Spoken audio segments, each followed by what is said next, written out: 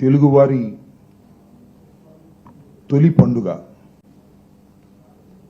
విశ్వవాసు నామ ఉగాది సంవత్సరాన్ని పురస్కరించుకొని చాలామంది ఉగాదిని చాలా అద్భుతంగా తొలి పండుగను చేసుకున్నారు. ఈ రాష్ట్ర ప్రభుత్వం ఉగాది రోజున ఒక అద్భుతమైన పథకం అని చెప్పి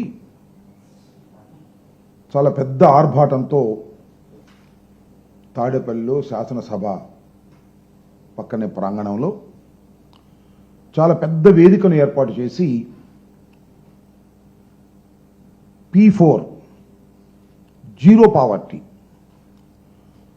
మార్గదర్శి బంగారు కుటుంబం టైటిల్ చాలా చక్కగా పెట్టి చాలా ఆర్భాటంగా రాష్ట్ర ముఖ్యమంత్రి గారు ఉప ముఖ్యమంత్రి గారి సమేతంగా విచ్చేసి సుదీర్ఘమైనటువంటి సమావేశాన్ని నిర్వహించారు. ఈ కాన్సెప్ట్ తన బుర్రలో నుంచి వచ్చిందని, ఇది అద్భుతమైనటువంటి కాన్సెప్ట్ అని,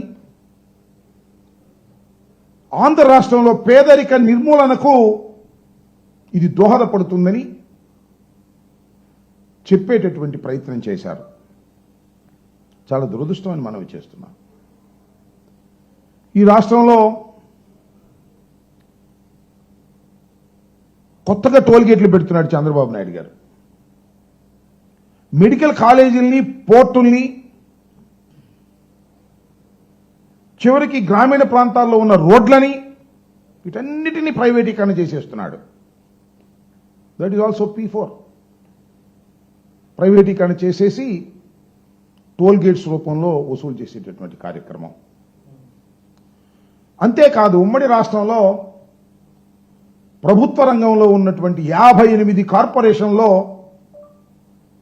విత్డ్రా చేసేసుకుని ప్రైవేట్ రంగానికి అప్పచెప్పేశాడు. అంటే ఇక్కడ నేను చెప్పదలుచుకున్నటువంటి అంశం ఏమిటంటే, మొత్తం ప్రైవేటీకరణ చేసేయాలనేటువంటి ఉద్దేశంతో చంద్రబాబు నాయుడు గారు పరిపాలన చేస్తున్నాడు. మీరు చూశారుగా, ఎన్నికలకు ముందు సూపర్ 6 అన్నాడు, సంపద సృష్టి అన్నాడు. సంపద ఎక్కడ ఉందండి సూపర్ 6 చేయడానికంటే? సృష్టిస్తా, సంపదను సృష్టించి పేదవారికి పంచి పెడతా అన్నాడు. 9 నెలలు అయింది, 10వ నెలలో ప్రవేశించాం. సంపద సృష్టించలా. సంపద ఎవరి దగ్గర ఉందో వాళ్ళని పట్టుకొస్తున్నాడు, పట్టుకొచ్చి వీళ్ళకి ఇవ్వమంటున్నాడు. అంటే ప్రభుత్వం సంపద సృష్టించే బాధ్యత లేదు. సంపద ఆల్రెడీ సంపాదించుకున్న వాళ్ళందరినీ పిలిచి వారి దగ్గర నుంచి పేదవాళ్ళకి ఇచ్చేటటువంటి కార్యక్రమం పెడతాను అనేటువంటి బాధ్యత. అంటే పేదరిక నిర్మూలన చేయవలసినటువంటి బాధ్యత ఈ సోషలిస్టిక్ కంట్రీస్లో, అంటే ఈ ప్రజాస్వామ్య పద్ధతుల్లో ఎవరికి ఉంటుంది? ప్రభుత్వాలకు ఉంటుంది. పేదరికాన్ని ఏ విధంగా నిర్మూలిస్తారు అంటే డబ్బులన్నీ పంచిపెట్టి నిర్మూలించడం ఒకటే మార్గం కాదు.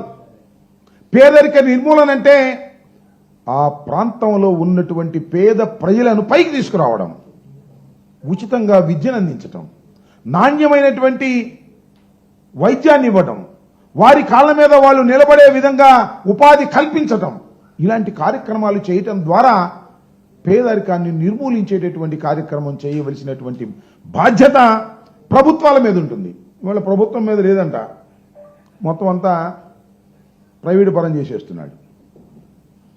ఈ రాష్ట్రంలో మంచి మంచి కాంట్రాక్టర్లు, బాగా డబ్బులు సంపాదించిన వాళ్ళు, ప్రభుత్వం చుట్టూ తిరిగి ఫైళ్ళ మీద సంతకాలు పెట్టించుకోవాలనుకునే వాళ్ళందరినీ పోగేశాడు. నిన్న డయాస్ మీద కూర్చోబెట్టాడు, చూశారు కదా. మెగా కృష్ణారెడ్డి గారు, చలమలశెట్టి సునీలు. మెగా కృష్ణారెడ్డి గారు ఈజ్ ఎ గుడ్ కాంట్రాక్టర్. పోలవరానికి కూడా ఆయనే కాంట్రాక్టర్. ఇప్పుడు నాట్ ఓన్లీ పోలవరం, ఇంకా మన రాష్ట్రంలో ఉన్నటువంటివి, ఇతర రాష్ట్రాల్లో, ఇతర దేశాల్లో ఉన్నటువంటి కాంట్రాక్టులు చేస్తున్నటువంటి వ్యక్తి. అలాగే చలమలశెట్టి ఆయన Greenko is a big organisation, బాగా సక్సెస్ఫుల్గా సంపాదించినటువంటి వ్యక్తి. అలాగే సజ్జన్ గోయంకా, ఇంకా వీళ్ళతో పాటు ఒక 600 మందిని బాగా సంపాదించిన వాళ్ళని తీసుకొచ్చి కూర్చోబెట్టాడు. బంగారు కుటుంబం అని అందరిని తీసుకొచ్చాడు. పాపం వాళ్ళందరికీ బంగారు కుటుంబం చేసేస్తాను, విశ్వవాసునామ సంవత్సరం కదా, వాసు అంటే బంగారం అంట, మంచి అంట. అందరికీ బంగారు కుటుంబం చేసేస్తానని పెంచుకొచ్చాడు. అక్కడ యాస్ మీద నలుగురిని కూర్చోబెట్టాడు, వాళ్ళతో ఉపన్యాసాలు చెప్పించాడు. బంగారు కుటుంబం వాళ్ళు సర్దుకున్నారు. ఇంకా వాళ్ళు బాధిత కుటుంబాలు. నేను మనవి చేస్తున్నా, నారా చంద్రబాబు నాయుడు గారు, మీరు అధికారంలోకి వచ్చిన తర్వాత ఏయో సంక్షేమ కార్యక్రమాలు ఇంకా పెరుగుతాయని ఆశపడి మీకు ఓటు వేస్తే ఇవాళ సంక్షేమ కార్యక్రమాలన్నీ పోయాయి. మీ సూపర్ సిక్స్ దేవుడెగ్గు ఉన్నటువంటి సంక్షేమ కార్యక్రమాలు కూడా పోగొట్టేశారు. జగన్మోహన్ రెడ్డి గారు ఇచ్చేటటువంటి సంక్షేమ కార్యక్రమాలు ప్రతి నెల మొదటి వారంలో వచ్చేటటువంటివన్నీ కూడా తీసేశారు. తోలుకొచ్చారు మొత్తాన్ని బస్సుల్లో. బంగారు కుటుంబం అని అక్కడ ఉన్నోళ్ళు పైన ఉన్నోళ్ళే బంగారు కుటుంబాలు. రెండు ఈ రాష్ట్రంలో బంగారు కుటుంబాలు. తెలుగుదేశం పార్టీ అధికారంలోకి వచ్చిన తర్వాత ఒకటి చంద్రబాబు నాయుడు గారి కుటుంబం, ఒకటి పవన్ కళ్యాణ్ గారి కుటుంబం. చంద్రబాబు నాయుడు గారు వాళ్ళ అబ్బాయి బంగారు కుటుంబం, పవన్ కళ్యాణ్ గారు వాళ్ళ అన్న బంగారు కుటుంబం. ఈ రెండు బంగారు కుటుంబాలు తప్ప ఈ రాష్ట్రంలో పేద ప్రజలను బంగారు కుటుంబంగా చేసేటటువంటి శక్తి గాని, సామర్థ్యం గాని, ఆలోచన గాని చంద్రబాబు నాయుడు గారికి లేదు.